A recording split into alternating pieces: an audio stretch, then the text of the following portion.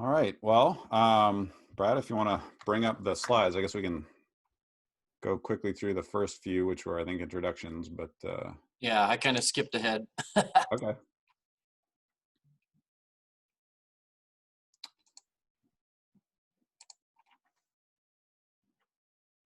All right. Yeah. So somebody already mentioned concurrent enrollment, and I want to bring this up because it is a really great way to get a lot of kids college credit. My school actually offers it with two different colleges. With SMSU, we're doing mobile CSP next year, and RCTC, which is the Rochester Community College. We do a JavaScript class, and we used to do a mobile app. But for most of you, if you either already have a master's or are in the process of getting master's or have a bunch of extra coursework, you might already qualify as concurrent enrollment. So, it's really, for me, it might be like 3 hours of extra work a year. And I would say 75% of the kids in my classes qualify for it. And they really, all they have to do is sign up, and they get, they are officially college students. They can go to games for free. They get free bus passes. They get all this stuff that college students get, and they're high school students. And this, I think is nice because we hear a lot about AP classes and how important those are. But I think that, for the rest, 75% of students that aren't going to be taking AP classes, or other AP classes necessarily, this is a way for them to get, college credit and see it as achievable rather than, well, I'm never going to go to a four-year college, so why should I take this class, right? Especially for something like CSP and mobile CSP, which, I think is very accessible to even freshmen and sophomores, much more than CSA. Beyond that, I'm sure all of you are on the CSTA-MN mailing list. So these are just some resources that we've collected for distance learning, for engaging students that are underrepresented in computer science. I'm sure you've all heard of the NCWIT, how to get more kids involved, how to, help you become a better teacher, understand your own biases, and work to be more, open to all students in your classes. So there's a lot of resources here. We're obviously not going to go through all of them. But if you have more, please put them in the document that I sent out. Do you want to go to the next slide there, bro? Or do you have anything to add? Yep, 1 second. Renee, do you want to jump in here and talk a little bit about mobile CSP's partnership that they're kind of starting up here with Southwest Minnesota State? Yeah, I don't want to take a lot of time, but I put in the chat, and also I think it's on the resource page now, a link. We are partnering with Southwest Minnesota State University to offer mobile CSP as concurrent enrollment. Southwest Minnesota State is offering it as an interdisciplinary studies course, which really opens up the door to more teachers being credentialed by the college, by the university, to teach it. So you don't necessarily have to have a master's degree in computer science right now to be credentialed to teach that course. The professional development, if you join through that program, is free. There's a summer program and also support throughout the academic year. Mobile CSP has been adapted to fit concurrent enrollment, so it's a little less focused on the AP exam and on the AP sort of schedule. So the pacing is different. The assessments are a little bit different. There's a master teacher specifically with that cohort of teachers offering it as CE. So there's monthly check-ins with your cohort. And as I mentioned, the PD is free. There's actually a stipend for doing the PD and teaching the course. And I think that they're still open to teachers joining. So the information is there for SMSU. And I don't think that there's a lot really restrictions around geography. So even if your school normally does concurrent enrollment with another university, I think you could still be open to that. And we're going to do the PD online. And mobile CSP has a very rich online course and supports for teachers and for students. So switching to distance learning, we've been told, by the teachers, they're going to be pretty much able to get through all the new content for the course that for the rest of the year. So there's a lot of support there right now. Thanks. Yep, I was bummed because I was signed up for it, and then our school district decided to go a little different direction, and we're going to offer our course, our mobile CSP course, to freshmen, and they wouldn't be eligible for the concurrent enrollment piece. So unfortunately, I had to drop out, but definitely a great opportunity. These are just the CSP examples that I've used. Again, please add your own in the document at the end. I don't know how to phrase this politely, but I used PLTW CSP for a couple of years, and we are switching. I'll just leave it at that. I think one of the biggest things is making sure that you're always looking. There's so many different opportunities out there for CSP. I'm kind of stuck on mobile CSP. It's kind of where I got my start, but the flexibility, John and I were talking before everybody else got on, the ability of CSP to be able to bring in anything else that you need to have in order to expand kids' horizons and that kind of stuff. I think that flexibility is there with CSP, not so much with CSA, but like I said, we were just kind of talking about finding the good stuff and just kind of putting it all together to make it the best experience for the kids. And then the next slide is just CSA, some examples. Again, the mobile CSP creators also created CS Awesome. And both of those have really great online communities. If you want to join news groups, that's also in the resources. So they're not really news groups, they're discussion groups. And people ask all sorts of questions, from the most basic ones to the most advanced ones. And there's always somebody or several people with helpful answers. And it's really, non-judgmental. Like I said, everybody's in the same boat starting from scratch. So everybody's really helpful. And I've read the CSP exam for the last 4 years. So I try to, answer those questions as well as I'm able to. And there are CSA readers on there. And so I highly, highly recommend the discussion groups. And if you're on some that aren't in the list of links at the end, please add them. I also added some Facebook groups, which are hit or miss, but if you have some there as well, please add them. That's kind of the purpose of this whole discussion.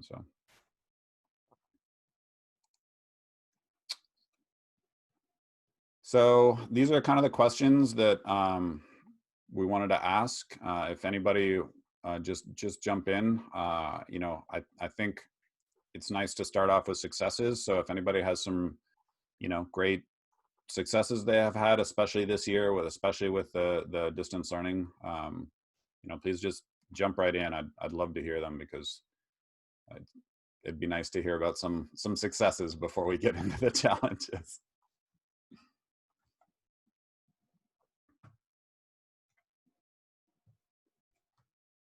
That doesn't bode well. One thing that I've been using for APCSA that I've enjoyed is Replit, which is an online sort of IDE, and they have this multiplayer, so kids can both be in the same REPL, which is like an exercise at the same time working, and that's been a fun way to try to get the kids to collaborate even though they're not in the same room. Yeah, if you could add that to the resources, that's a great resource. We use that as well, and they must have 20 different languages in there that you can use. So yeah, and their classroom feature is free for K-12. You just email and they'll give you access, which means you can have like a private classroom. Yeah, the only thing that I've used that for is exercises in my Python class. You can create problems and add your own solutions so that students have to kind of work through them and test them on their own. So it's a really nice feature about Replit is you can create a classroom and have problems that you've designed or that you've stolen from a textbook or a website or whatever, but that you think are good for your students. So Replit's a great resource. Thanks for bringing that up. Yeah, and they also make it really easy to take questions from other people. So there are several people like for CSA that have published courses full of assignments, and you can import them into your classroom. That's great. if you're interested in designing your own complete course or partial course, there's also something called Stepic that is different in that you can add in text modules and video modules, and they have to follow it linearly. So that's kind of an aside. But if you are, designing your own course and you want to have programming in it where they have to do challenges to move on, Stepic is another option for that. Any other really great tools or resources or successes that you've had this year? I'm going to add one. We're in Schoology, and so our school has done a lot with Zoom, like we're doing today, and there's a lot of collaboration with the students that I have. So our school has locked down a lot of security features that Zoom, first of all, had concerns with, or we had concerns with Zoom or other school districts. And wow, the kids are really connecting with each other, helping each other out with problems, and I let them share the screen and be co-hosts and things like that to lead the session. So I kind of sit back and let them be the leaders of a lot of the FRQs right now, studying for that for yesterday's exam. So if you haven't tried that out, it's pretty amazing how the students can collaborate and just bring in the expertise that they have and build up their self-esteem. Do you monitor those meetings yourself, or do you? I do. Yeah, okay. I do. And cannot record them now. Right. So do you, or you plural, does anyone else have some distant, I mean, knock on wood, assuming that we may have some more distance learning in our future, but hopefully not, but probably will. What are some ways you guys have actually found success with distance learning? I've been having a really hard time, so I'd love to hear ideas. I got a couple. I'm a big fan of gamification, so I created a badge tracker, and I make pretty awful little badges in Google Drawing and award kids badges and achievements. I purchased a bunch. Sorry, I got a couple, and they're out there, so apologies ahead of time. There's a whole duck coding movement. I don't know if you're all aware of this, where you talk through problems with a rubber duck. I'm not even making this up. This is a thing. Videos on YouTube abound. And I purchased right before, it was fortuitous. Right before we ended up in all this, I bought about 100 of those rubber ducks for $20 on Amazon. So, in the Zoom sessions, I have the kids talk through their issues with the ducks, and I like the breakout room features, Cindy, too, in Zoom. So has anybody ever done a single, I call them single island rooms, where every kid gets their own room and then you just kind of conference with them briefly? I think that was a quick little strategy that I picked up that was useful as well. So the gamification, and we have our classes, we kind of adapted a modified block schedule, which we didn't have. We had a modular schedule, which we didn't have before all of this. And at the hour of each class, when we're at the hour, I have a little retro video game challenge I have the kids play. So we played Pac-Man. Code Sculptor, I don't know if you know, has a bunch of Python-made games. They have like a Python arcade that you can mess around with. It adds nothing to their coding ability whatsoever, to be absolutely honest, but it seems to freshen things up for them a little. And that's my list. Rubber Ducks, Code Sculptor, arcade, and badges. So I'll stop. Right. We actually are running out of time. Brad has reminded me. So one thing that I would really like to try to reinforce is the connections between us here in this meeting right now, if possible. So make sure that you have signed up in the document, put your name and email address. And if you have a question for someone in particular, please reach out to them and contact them. I would love to hang out and talk more, but unfortunately we don't have the time for that. Does anybody have any specific questions right now? And I'll write them down if we can't answer them right now, but do you have any specific questions that you came to this meeting that you're really hoping to ask or have answered Just shout it out right now and I'll start writing them down, and if somebody can answer, go ahead.